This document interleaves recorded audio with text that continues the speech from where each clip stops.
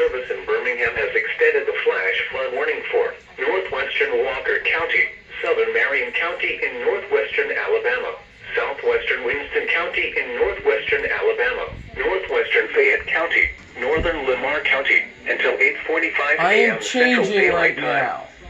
At 6:43 a.m. Central Daylight Time, thunderstorms producing heavy rain continues across the warned area.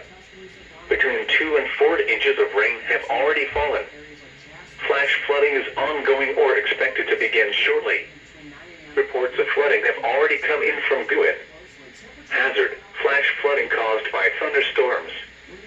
Source: public. Impact: flooding of small creeks and streams, urban areas, highways, streets and underpasses, as well as other drainage and low-lying areas.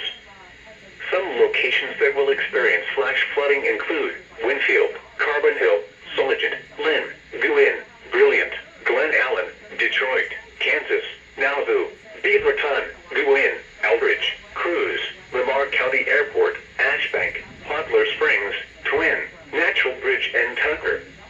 Turn around. Don't drown when encountering flooded roads. Most flood deaths occur in vehicles.